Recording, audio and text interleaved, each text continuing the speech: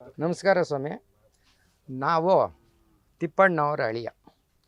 ನಾವು 15 ವರ್ಷದಿಂದ ನಮ್ಮ ಮಾವನಿಗೆ ಸಪೋರ್ಟಾಗಿ ಇಲ್ಲಿ ಮೇಂಟೈನ್ ಮಾಡ್ತಾ ಇರೋರು ನಾವು.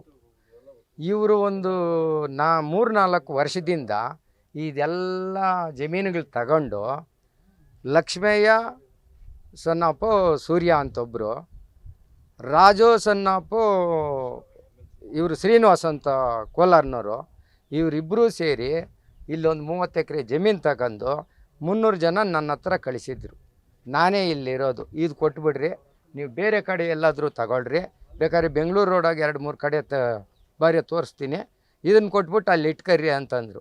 ನಾವಿಲ್ಲಿ ಹಸ, ಕುರಿ, ಮೇಕೆ, ಕೋಳಿ ಎಲ್ಲ ಜಾನುವಾರುಗಳು ಕಟ್ಕೊಂಡು ರೇಷನ್ ಬೆಳ್ಕೊಂಡು ಜೀವನ ಮಾಡ್ತಾಯಿದ್ದೀವಿ. ಇದ್ರ ಬಿಟ್ಟರೆ ನಮ್ಗೆ ಸೂಕ್ತವಾದ ಜಾಗ ಅದಲ್ಲ ಅಂಥೇಳಿ ನಾವು ಅವ್ರ ಹತ್ರ ಹೇಳಿದ್ರಿ. ಆಮೇಲೆ ಇದ್ರಪ್ಪನಂಥ ಜಮೀನು ಅದು ಬೇಕಾದರೆ ನೋಡಿ ಅಂತ ಎಷ್ಟೋ ರೀತಿ ಏನೇನೋ ಮಾಡಿದರು. ಅದಕ್ಕೆ ನಾವು ನಿರಾಕರಿಸಿದ್ರಿ.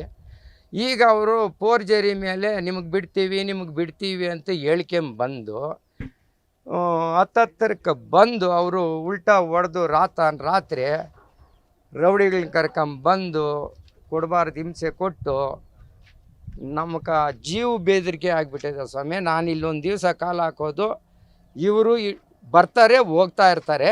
ಇಲ್ಲಿ 24 ಅವರ್ಸು ನಾನು ಇರೋದು ಅಲ್ಲ, ಇವ್ರ ಕೆಲಸಗಳ ಮೇಲೆ ಹೋಗ್ತಾ ಇರ್ತಾರೆ.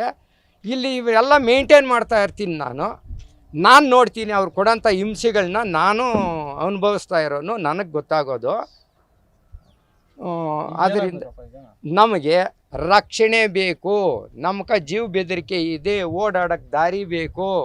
ಈ ಜಾನುವಾರುಗಳಿಗೆಲ್ಲನೂ ಬದುಕೋದಕ್ಕೆ ಸಾಕೋದಕ್ಕೆ ನಿಮ್ಮಂಥವರು ಒಂದು ಸಹಕಾರ ಮಾಡಿ ನಮ್ಗೆ ದಾರಿ ಒಂದು ಮಾಡಿಕೊಡ್ಲಿ. ಅವ್ರ ಜಮೀನು ನಮ್ಗೆ ಬೇಕಾಗಿಲ್ಲ, ನಮ್ಮ ಕಡೆಯಿಂದ ಅವ್ರಿಗೆ ಯಾವ ಒಂದು ಇದು ಇಲ್ಲ.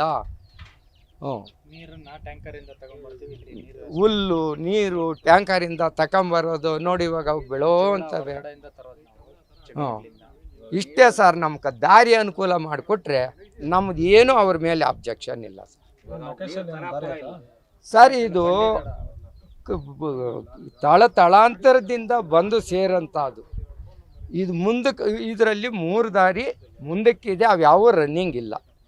ಇದೇ ದಾರಿ ಸರ್. ಇದು ರೋಡ್ಗೆ ಅಟ್ಯಾಚ್ ಇರೋ ಜಮೀನು ನಮ್ಮದು.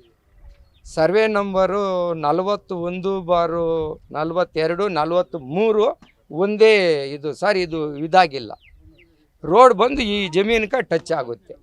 ಈಗ ಸುಮಾರು ಇಲ್ಲಿ ನಮ್ಮವರು ಒಂದು 40-50 ಎಕರೆ ಎಲ್ಲ ನಮ್ಮ ಸಂಬಂಧಿಕರು, ಅಣ್ಣತಮ್ಮಂದರು, ಮಾವಂದಿರು ಜಮೀನುಗಳು ಇವೆಲ್ಲನೂ.